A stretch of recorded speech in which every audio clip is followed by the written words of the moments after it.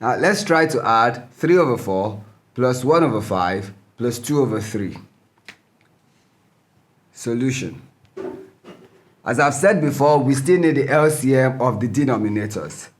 So you can find the LCM of 4, 5, and 3. And you will see that to be 60. So the LCM of the denominators 4, 5, and 3 is 60. Now let's perform the addition of the fractions. That is 3 over 4 plus 1 over 5 plus 2 over 3. And this would give us, draw a longer division line, write the LCM as denominator, and then we take steps to work with each of the fractions. Remember, LCM 60 divided by denominator of the first fraction, that is 4. And then you multiply that by the numerator, 3. Plus, to the second fraction, it will be 60 divided by the denominator, which is 5, multiplied by the numerator, which is 1. Plus, to the third fraction, we have 60 divided by denominator, which is 3, multiplied by numerator, which is 2. Equals, now we still have 60 here. Now, 60 divided by 4, that will give us 15. Because 4 in 60 is 15. Now, 15 times 3 plus 60 divided by 5 will give us 12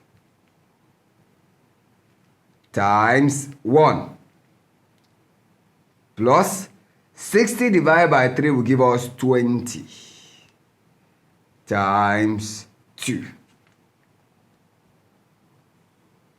Now, 15 multiplied by 3 will give us 45 plus 12 times 1, 12 plus 2, 20 times 2, that is 40, all over 60. Now, 45 plus 12 will give us 57.